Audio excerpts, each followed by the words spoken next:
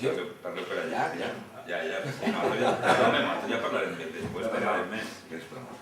Vos heu portat el sopar? Sí, no et preocupes.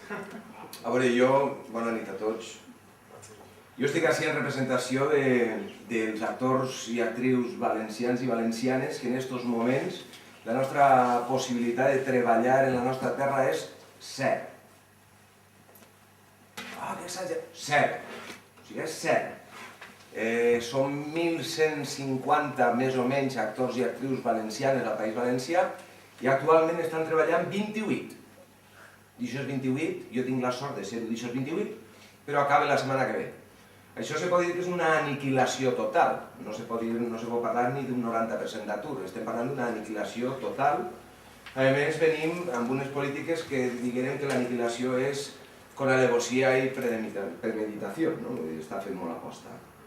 Jo, si he vingut així, era per a obrir aquest punt de consciència d'aquells que ens dediquem a alimentar l'ànima de la gent, perquè no solament som treballadors de l'entreteniment, dir-nos com a treballadors de l'entreteniment és infravalorar-nos molt. Nosaltres alimentem les ànimes i els esperits de la gent. Fem una cosa tan senzilla però tan elemental com fer que la gent siga un poquet més feliç. Una miqueta de pensament, de sentiments. Despertem els sentiments i les consciències de la gent. Doncs bé, nosaltres avui en dia al País Valencià no podem treballar i no podrem treballar. I no podrem treballar en la nostra llengua. Si volem treballar, hem d'anar a Madrid, hem d'anar a Barcelona, que ja estan prou malament, i evidentment, cabuda als actors o les actrius valencianes donaran un percentatge molt xicotet. Este és bàsicament el punt de reflexió al que jo he vingut avui. Jo m'havia preparat moltes coses perquè no sabia que en seríem tants, doncs jo seré breu. Sí que tinc que dir-vos, i ho dic més per a la tele perquè queda enregistrat, perquè vosaltres així no ho aneu a apuntar, que realment el per què estem on estem, hi ha informes sociològics que els expliquen perfectament. Teniu un informe que es diu La Sociedad Valenciana y los Medios de Comunicación, de Adolf Bertrand, que explica clarament per què estem on estem. Tenim un altre que es diu Els mitjans de comunicació del País Valencià, de Rafael Chambó, que és del Departament de Sociologia i Antropologia Social de la Universitat de València, que ho explica perfectament. I les polítiques de comunicació a la Comunitat Valenciana, d'Andreu Casero, de la Universitat Jaume I, que ho explica perfectament. Els mitjans de comunicació al País Valencià no tenen res a veure amb la resta de mitjans de comunicació de l'Estat. Res. Ni els autonòmics, ni la premsa, ni la ràdio, ni la televisió han sigut mai valencianes. Nosaltres creiem que sí, i d'ahir esta indignació, però no han sigut mai. I aquesta és la gran diferència. Per a posar un exemple, els periòdics, així al País Valencià, el Mediterráneo en Castelló, la Comunicació en Alicante, o les províncies, o el Levante, el Mercantil Valenciano en València, són periòdics que estan tratats de la seva reemergió del franquisme de manera provincial. No són diaris autonòmics, no són diaris del País Valencià, no són diaris que arriben a tots els territoris valencians, com en Catalunya, l'Avui, el Punt, el Periòdic de Catalunya o la Vanguardia. Nosaltres estem a anys llum d'això. Nosaltres sempre hem estat molt dependents de la política i d'aquells que van agafar els mitjans de comunicació per fer el que van voler. Els periòdics, la ràdio i la televisió. La televisió valenciana, a diferència de televisió de Catalunya, televisió de Canal Sur, ETV, etc., no té un consell de l'audiovisual. Què és un consell de l'audiovisual? Doncs un número de persones enteses, periodistes, etc., qui siga, que regís els continguts d'una cadena, de manera independent, com el Poder Judicial hauria de ser, que tampoc ho és. Doncs així no el teníem. Així arribaven els polítics i designaven un consell en la televisió i un president. Un president que se forrava, tots els que han passat, se forraven. Jo vaig tindre la sort i la desgràcia de sopar diverses vegades en l'anterior director de Radio Televisió Valenciana i el seu sou era superior al del president de la Generalitat. Dit per ell, rotllo de... si pague jo. Vull dir, n'hi ha moltes diferències. Jo no vaig entrar ahir perquè això és un debat llarguíssim.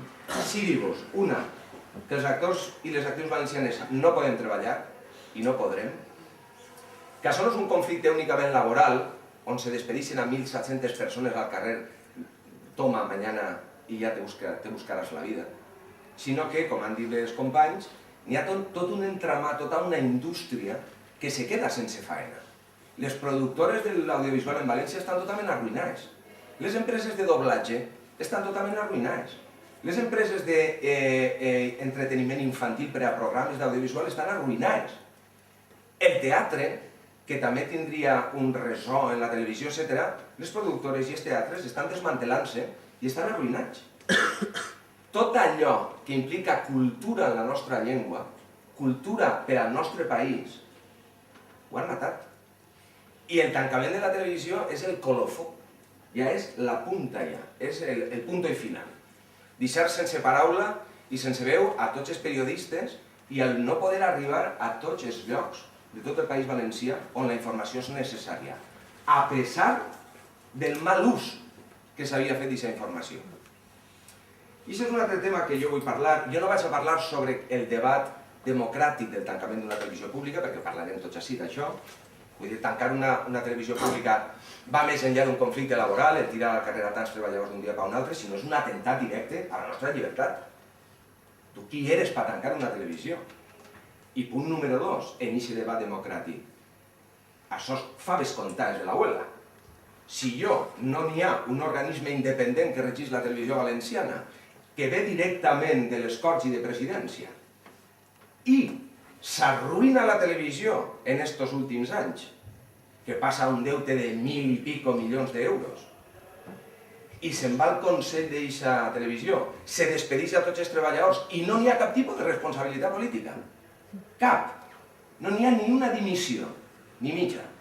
Ni un tan sols asumo la culpa, es mi error, lo hemos gestionado mal, pues vamos a gestionarlo mejor. I damunt en orelles tancades, perquè va al comitè d'empresa, van als sindicats, intenten negociar, fiquen una taula de negociació, unes fulles de negociació damunt la taula i fan oïdos sordos. Vull dir, no els convé. Per què? Perquè n'hi ha, sota el meu punt de vista, i no tardarem molt en veure-ho, jo fa poquet he estat en diverses televisions, diguem, d'àmbit més local en València, i s'olora i tot el món més o menys ho coneix, n'hi ha una intencionalitat doble. Per un costat, n'hi ha una pressió europea, perquè des d'Europa no se creuen les autonomies, jo tampoc me les creuria, conforme estan gestionades. Nosaltres com a valencians sí que creem en una autonomia valenciana, però els europeus miren els números i diuen, hòstia, estos són uns lladres mafiosos, això que ho tanquen ja. N'hi ha una pressió, més indirecta que directa, però n'hi ha una pressió. I després n'hi ha una pressió per part del govern central, que no creu en les autonomies, i no creu en la llibertat dels pobles, i no creu en les llengües independents de l'espanyol. I aquesta decisió central té molt a veure en que el president de la Generalitat Valenciana isca 2 hores després de saber el resultat del Tribunal Superior de Justícia de València i diga que és una decisió irrevocable. Això són unes paraules molt atrevides. A 2 hores eixir i dir, no, cerramos la televisió i esto es irrevocable. Perdona, irrevocable? Així de clar ho dius? N'hi ha una pressió a muntó gran perquè se volen tancar les televisions públiques. N'hi ha algunes que podran, nosaltres no podran. Nosaltres hem sigut el primer exemple de que sí que se pot fer. I a més, estan diverses televisions afins al Partit Popular al País Valencià que volen fer-se càrrec d'aquest espai que deixa la televisió pública valenciana i que se faran càrrec. Perquè això també tornen a ser faves comptades. Així se fa un concurs d'acreedors, se troba pública subhasta, se compra a baix preu, se contraten a 10 treballadors, un operador de càmera, un de so i se fica una pantalla verda darrere que es diu un croma i ahí fica el que vols i tenen el nodo de tots els dies, no necessiten res més. I a d'ells el valencià és la trufa 1000, ho fan en castellà o ho fan en valencià, no ho sabrem. Però vull dir, n'hi ha una intencionalitat, aquests recursos tenen. I després, la meva intervenció era parlar d'això i simplement ara un altre punt, n'hi ha un altre debat sobre la taula que corre molt per la societat valenciana i és que se jodan. Estos de Canal 9, que se jodan. Porten 20 i pico d'anys ahí llepant-li el cul als polítics, que se jodan. Bé, jo soc partidari del más vale tarde que nunca i soc partidari del saber perdonar.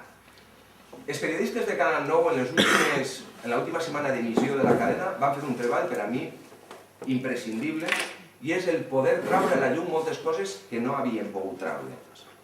I no siguem tots tan verdugos i tan facilitaris, com diuen en Alcora. Vull dir, tots patim pel nostre treball, per la nostra feina, pel nostre lloc de treball. I molts patixen allà on treballen i xapen la boca. Així sí que n'hi havia molts que eren afins a les notícies que donaven, però n'hi havia molts que no. N'hi havia molts que guardaven la seva integritat laboral i el seu treball com fan molts. I dos, no n'hi ha que confondre mai una línia editorial d'una cadena pública en una cadena sencera, amb tot el que això comporta.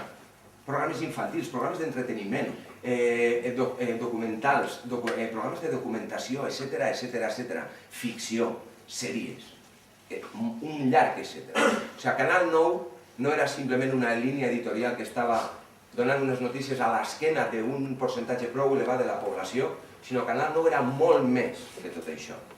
Era la nostra televisió, tenia punts negres que podien canviar-se, però si la tenim tancant no se poden canviar.